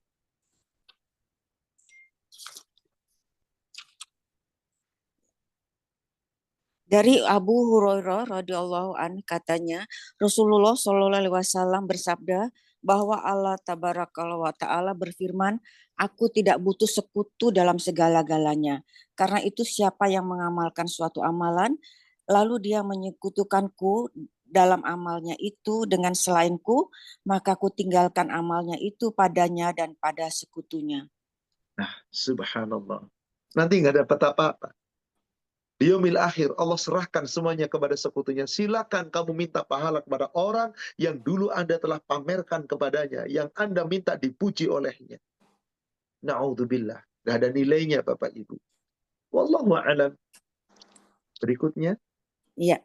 Berikutnya, Assalamualaikum Pak Ustadz, bolehkah kita berdoa dengan menyebut nama seseorang pada saat sujud atau sebelum salam? Misal, ya muqallibal qulub sabit qulub fulan atau fulana. Dan apakah doa Robbi habli minas sholihin boleh dijadikan wirid? Syukron Ustadz. Saudaraku seiman yang semoga dirahmati Allah, ketika kita sholat, hendaklah kita sholat mengikuti teladan terbaik kita, yaitu Muhammad Sallallahu Alaihi Wasallam. Ketika kita menyebutkan nama seseorang, berarti kita berdoa menyebut nama orang yang dengan bahasa kita. Meskipun doanya bahasa Arab. Ya muqallibal qulub sabit quluba fulan bin fulan. Berarti Anda menambah-nambahi. Jangan. Tapi kalau saya doanya, Allahumma ya muqallibal qulub sabit qulubana ala ta'atik. Ya Allah, Engkau yang membolak-balikan hati kami. Palingkan hati kami untuk menuju kepada ketaatan. Kami yang dimaksud saya, suami saya, istri saya, anak saya, keluarga saya. Boleh. Karena tidak menyebut figur. Tidak menyebut fulan. Boleh insya Allah. Bagaimana kalau Robbi habli minas salihin, ya Allah, karuniakan untukku anak yang saleh. Apakah ini boleh dijadikan wirid? Wirid itu adalah zikir yang Anda langgengkan. Kalau ini doa ya berarti doa yang Anda langgengkan. Boleh? Ya boleh sekali. Wong namanya doa kok. Siapa yang berdoa itu? Kita boleh ketika kita belum punya anak. Minta sama Allah. Rabbi habli minas salih. Ya Allah, karuniakan untuk anak yang saleh. Gimana Ustaz? Kalau saya sudah punya anak? Minta. Dan minta yang kita minta adalah bukan minta anak lagi. Tapi minta supaya anak saya itu jadi anak yang saleh. Boleh. Itu adalah doanya Nabiullah Ibrahim alaihi salam yang kemudian dikabulkan oleh Allah dengan seorang anak yang bernama Ismail. Boleh Ustaz saya baca dalam sholat? Boleh. Setiap doa-doa itu yang ada nasnya, baik itu dalam Al-Quran maupun dalam hadis, silakan Anda baca. Yang nggak boleh itu dalam sholat, membaca dengan ada bahasa kita, bahasa manusia, menyebutkan keinginan, apalagi dengan penyebutan tadi, domir kepada manusianya, disebut namanya. Tapi kalau cuma domirnya, kata gantinya, nggak apa-apa. Jadi termasuk diantaranya, Rabbana hablana minas salihin. Ya Allah karuniakan untuk kami, anak keturunan kami yang saleh. Karena itu menyebut, tapi domir, kata ganti. Tapi kalau punya anak, misalkan namanya, misalkan sebut saja namanya Ahmad lah katakan, atau Muhammad, atau siapapun namanya, Ghafur misalkan. Rabbana hablana Ghafur minas salihin. Ya Allah, berikan kepadaku anakku yang bernama Ghafur termasuk orang soleh. Nah, ini tidak boleh karena menyebutkan namanya seseorang. Demikian wallahu a'lam. Yang selanjutnya, Assalamualaikum Pak Ustadz, apakah ada doa khusus agar keluarga kita yang murtad kembali imannya ke Islam? Itu tadi bisa dibaca dengan ya muqallibal qulub, sabbit qalbi ala dinik. Ya Allah, Engkau yang membolak-balikan hati. Ya Allah, saudaraku telah murtad. Ya Allah, kembalikan hatinya ya Allah agar berpaling kepada Islam. Ya muqallibal qulub, sabbit qalbi ala dinik. Itu untuk saya, untuk kita. Hai Allah, Engkau yang membolak-balikan hatiku, teguhkan hatiku di atas agamaku. Tapi ketika saudaraku, Anda boleh nyebut namanya, Anda boleh mengatakan dengan kata ganti. Katakanlah dia adalah saudara laki-laki. Allahumma ya muqallibal qulub, sabbit qulubahu. Hu-nya itu dia laki-laki, ala dinik. Supaya dia, saudaraku yang laki-laki, kembali kepada agamanya. Boleh. Kalau nyebut namanya boleh nggak? Boleh. Asal itu bukan dalam sholat. Allahumma ya muqallibal qulub, sabbit qulubi akhi, saudaraku. Siapa namanya? Sebut namanya. Ila dinik, agar kembali kepada agamamu ya Allah. Atau kita boleh dengan bahasa kita, ya Allah, saudaraku telah murtad. Ya Allah, palingkan hati saudaraku kembali kepada Islam ya Allah. Berikan petunjuk kepadanya agar kembali kepada Islam ya Allah. Ketuk hatinya agar kembali kepada Islam ya Allah. Kau yang membolak-balikan hatinya ya Allah. Balikkan kembali hatinya ke dalam Islam ya Allah. Nggak masalah dengan bahasa kita. Wallahu a'lam. Ya. Sepertinya ini yang pertanyaan terakhir Pak, insya Allah. Maaf bertanya di luar tema Pak Ustadz. Saudara saya perempuan usia 65 tahun depresi karena merasa bersalah dengan dosa-dosa masa lalu yang dia lakukan. Sekarang dia murung, tidak mau makan dan kegiatan apapun. Sudah berobat ke psikiater, hipnoterapi, tapi belum ada perubahan. Kalau kita bawa ke pengobatan ru'yah, apakah boleh? Apakah Pak Ustadz ada rekomendasi untuk ru'yah yang syar'i?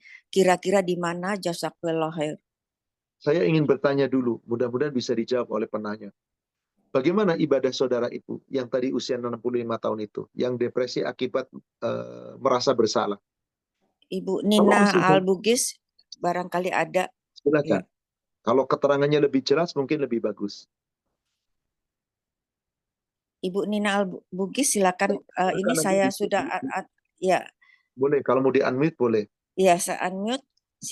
Barangkali bisa ya. Alhamdulillah Pak Ustadz, kalau sholat masih dia lakukan. Tapi dia bilang dia masih kadang-kadang lupa. Saya udah ajarkan, kita hanya banyak istighfar. Saya kasih tahu istighfar yang pernah Mbak Tiwi kasih. Tapi jarang melakukannya karena dia bilang dia malas membaca. Kadang-kadang saya bilang lihat di handphone, tapi handphone itu sepertinya dia paranoid. Dia bilang handphone dia kayak seperti ada yang ngacak-ngacak gitu Pak Ustadz.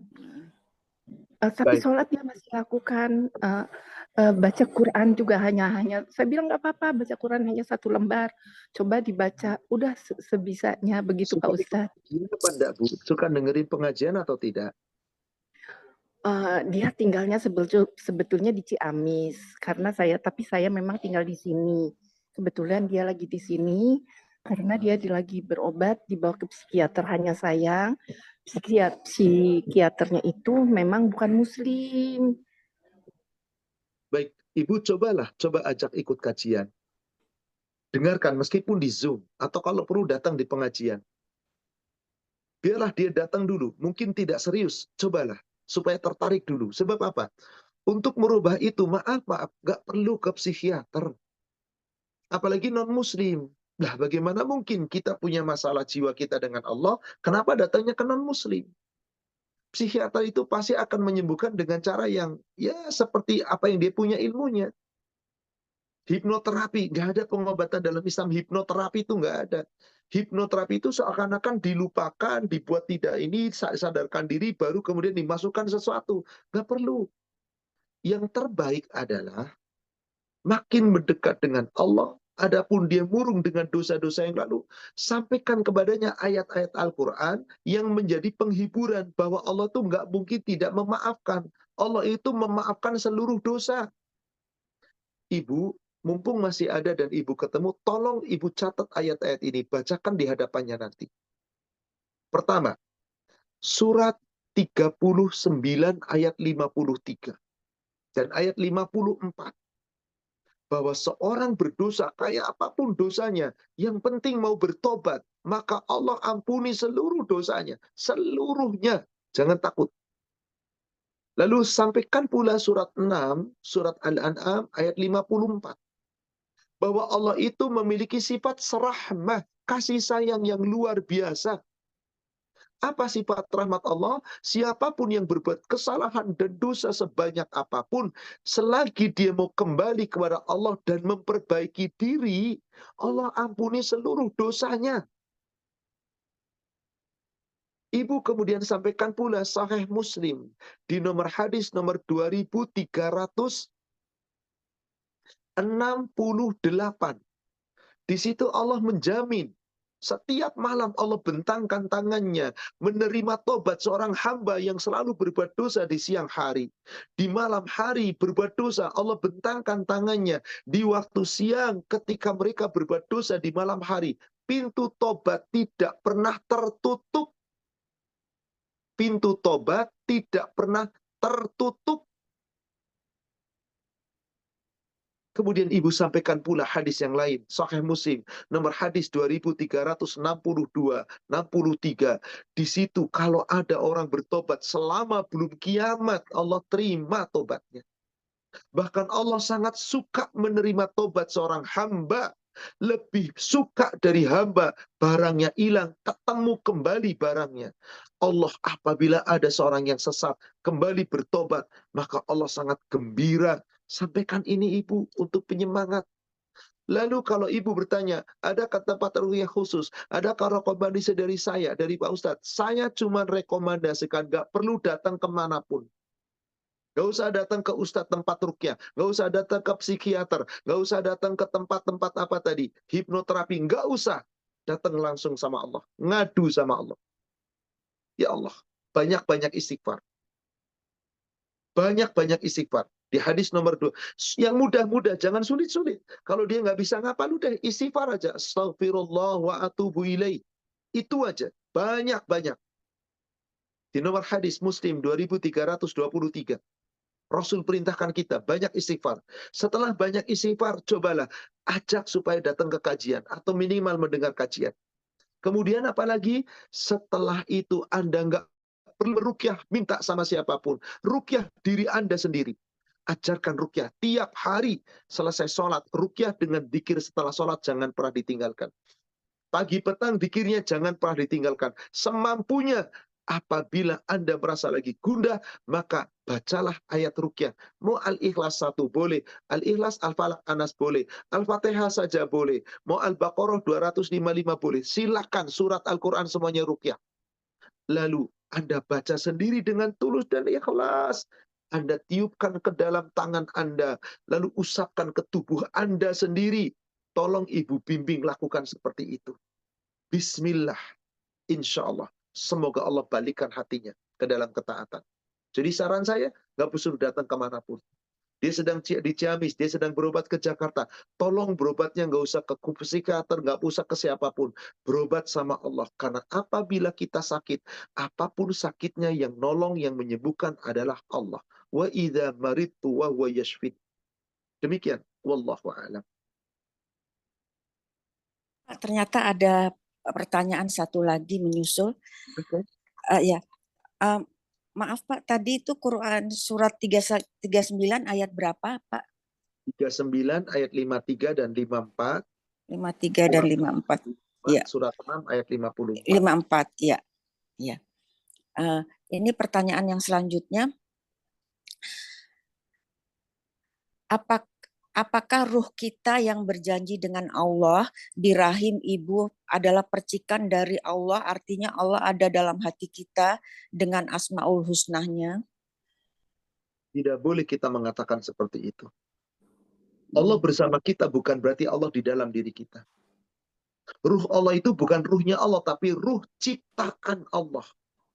Sebagaimana tubuh kita ciptaan Allah, ruh ciptaan Allah ditiupkan ke dalam tubuh kita. Bukan berarti Allah ada di dalam percikan ruh kita. Tolong, jangan kemudian mengartikan seperti itu. Itu adalah pemahaman yang sesat.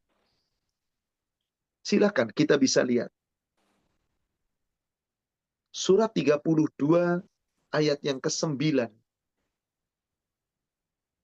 Ketika tubuh kita telah sempurna di dalam rahim ibu kita, tubuh dulu yang sempurna.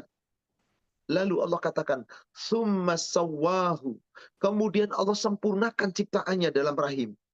Wa nafakha fihi min ruhih. Lalu Allah tiupkan ruh ciptaan Allah kepada tubuh kita. Tolong ini. Ruh ciptaannya, bukan ruhnya Allah, bukan. Maka nggak ada Allah di dalam tubuh kita. Tapi kita selalu diawasi oleh Allah. Ditiupkan ruh ciptaan Allah ke dalam tubuh kita. Baru kemudian wa ja'ala lakumus sam'a wal absara wal af'idah. Allah ciptakan untuk kita, diberikan pendengaran, penglihatan dan hati nurani. Harusnya kita bersyukur, tapi kata Allah, qalilan ma tashkurun. Sedikit sekali yang bersyukur, sedikit sekali yang bersyukur.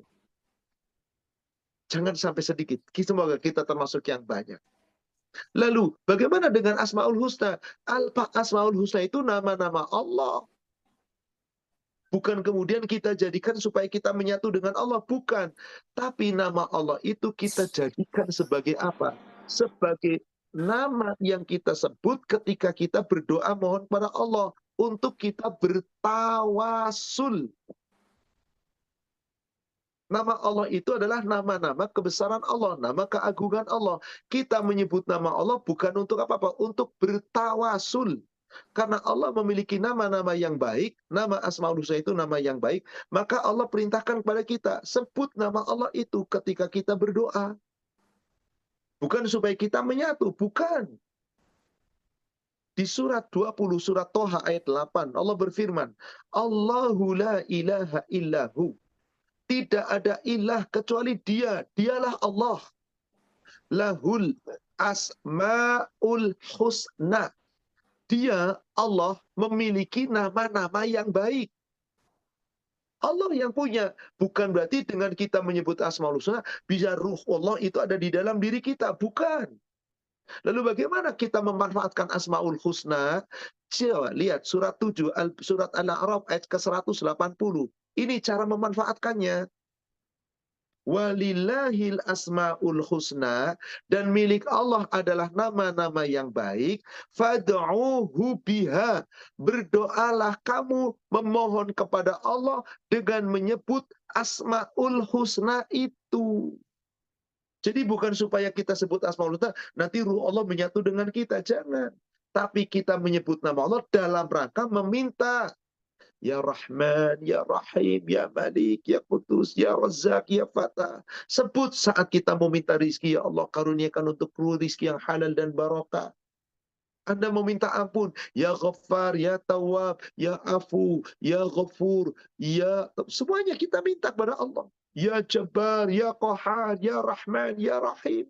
Betapa banyak hamba atas kesalahan dan dosa-dosanya. Sedang Engkau Maha Pengampun, Maha Pemaaf, Engkau Maha Pengampunan, Maha Penerima Tobat, Engkau Maha Perkasa, Engkau Maha Penyayang. Ya Allah, ampuni dosaku. Nah, inilah fungsinya Asmaul Husna. Demikian, wallahu a'lam.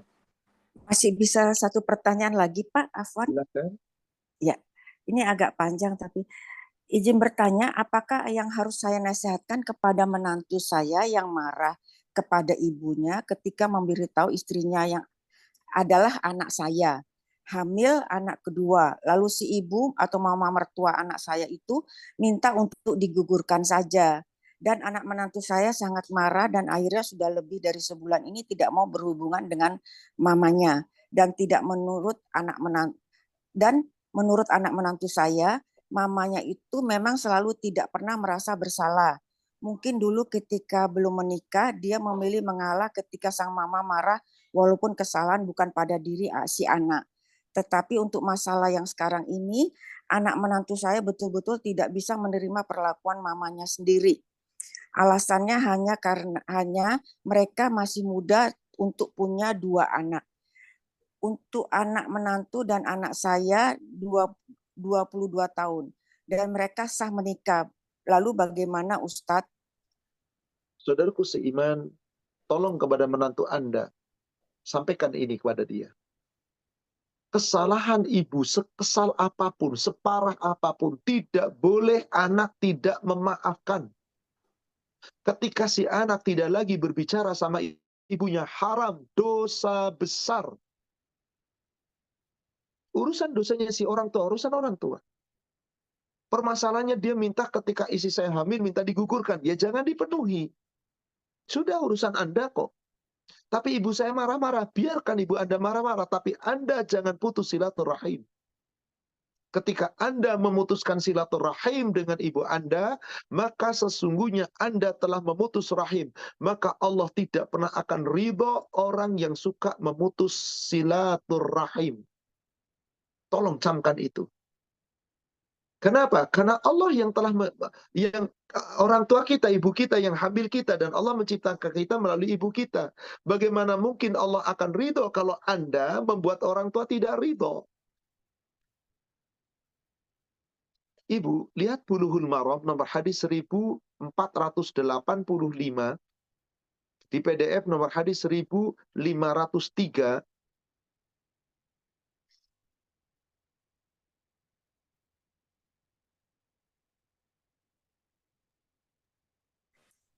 Dari Abdullah bin Amr bin As dari Nabi Shallallahu Alaihi Wasallam.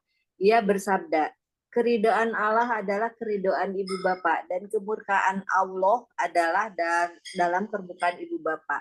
Dikeluarkan dia oleh Tirmizi dan disahkan dia oleh Ibnu Hibban dan Hakim. Ibu nasihatkan kepada menantu ibu, tolong jangan durhaka sama ibu. Ketika Anda tidak mau mengunjungi, tidak bersilaturahim, Anda tidak mau bicara, sudah sebulan, haram hukumnya. Batasan hanya 3 hari. Anda sudah lebih dari itu. Haram hukumnya. Tolong sampaikan kepada menantu ibu. Kenapa? Karena memutus silaturahim, apalagi itu ibunya, itu dosa besar. Allah sampai ancam tidak masuk surga. Ketika Anda tidak mengunjungi ibu, saya yakin ibu Anda tidak pernah akan ridho. Adapun ketika Anda disuruh menggugurkan, lalu tidak digugurkan, ibu Anda tidak ridho, tidak ada masalah. Tapi ketika Anda memutus, ini tidak boleh. Ibu coba mundur satu hadis sebelumnya, Bu. 1484-nya. Mundur satu hadis sebelumnya. Dari Al-Mughirah bin Syu'bah, bahwasanya Rasulullah Shallallahu Alaihi Wasallam telah bersabda, sesungguhnya Allah telah haramkan atas kamu menderhakai kepada ibu-ibu dan menanam anak-anak perempuan dengan hidup-hidup dan menahan dan minta, dan ia tidak suka buat kamu gila dan khola, dan banyak pertanyaan dan mensia-siakan harta. Muttafaq. Satu yang diharamkan oleh Allah, durhaka kepada orang tua, terutama kepada ibu. Disebut di situ ibu, karena ibu yang hamil. Haram. Mengubur bayi hidup-hidup. Di sini termasuk juga menggugurkan kandungan, haram. Siapa tolong menantunya sampaikan kepada ibunya, ibu, menggugurkan kandungan itu haram. Bakhil juga haram, suka banyak minta-minta haram, atau banyak ngomongin orang, kasak-kusuk di belakang, banyak bertanya, itu pun haram. Apalagi orang yang dikasih harta dihambur-hamburkan hartanya, itu pun haram. Tolong sampaikan itu. Baik-baik sampaikan. Terutama menantu ini. Wahai menantu, Anda tidak boleh memutus silaturahim dengan ibu Anda. Karena ibu Anda adalah orang yang menjadikan Anda lahir ke dunia ini. Ibu Anda adalah orang yang menjadikan Anda lahir ke dunia ini. Tanpa ada ibu Anda, tidak pernah. Dan Anda telah memusuhi ibu Anda selama 1 bulan. Sedangkan Allah memberikan waktu hanya 3 hari. Lihat kembali. 1507-nya di PDF, berarti yang di Bulughul Maramnya 1489. 449.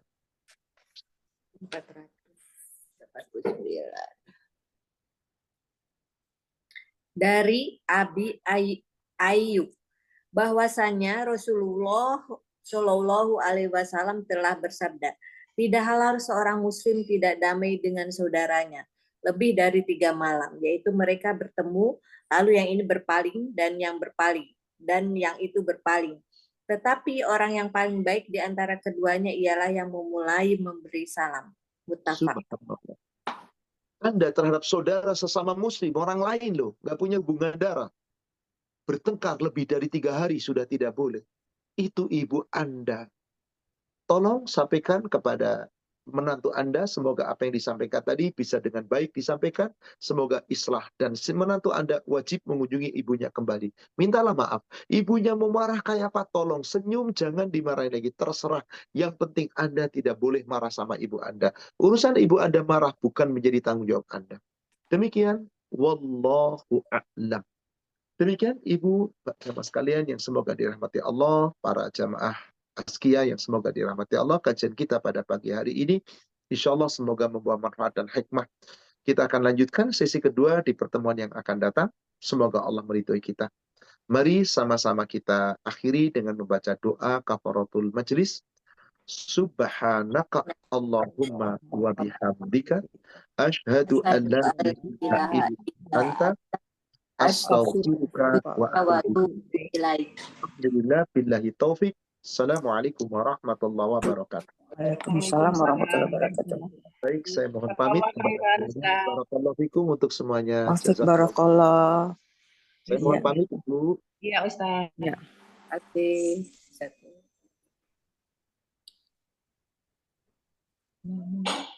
Jazakumullah khairan semuanya atas Ya. kehadirannya, Ibu Yeti, Aci, Ibu Susire, dan Ibu Tiwi terutama. Jazakumullah khairan atas bantuannya.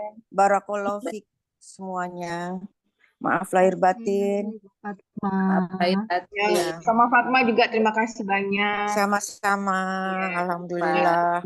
Ya. Saling doa kita ya. Insya Allah. Insya Allah. Ya, insya Allah Bu Lina kemana? bulan depan. Bu Terima kasih banyak Lina. Ibu atas ininya, kehadirannya, udah gabung dengan Askia. Assalamualaikum warahmatullahi wabarakatuh. Waalaikumsalam. Baik ketemu. Yeti, Ibu Lina kemana? Masih di Singapura kayaknya. Oh, Masih iya. jadi MC. Betah. Oke, Assalamualaikum. Ya, Aci, makasih Aci. Susi, terima kasih. Unia, terima kasih. Mohon maaf ini lagi sambil ada kegiatan juga, tapi mantap. Hebat. Susi nyambi terus. Banyak kegiatan, tapi Askia tetap dibantu. Harus dong, Uni sayang. Terima kasih banyak. Assalamualaikum warahmatullahi wabarakatuh. Ibu Fatma, terima kasih banyak. Bunda-bunda sekalian, terima kasih banyak. Sampai jumpa lagi. Udah, baru kelar nih, baru kelar. Iya. Assalamualaikum warahmatullahi wabarakatuh. Besok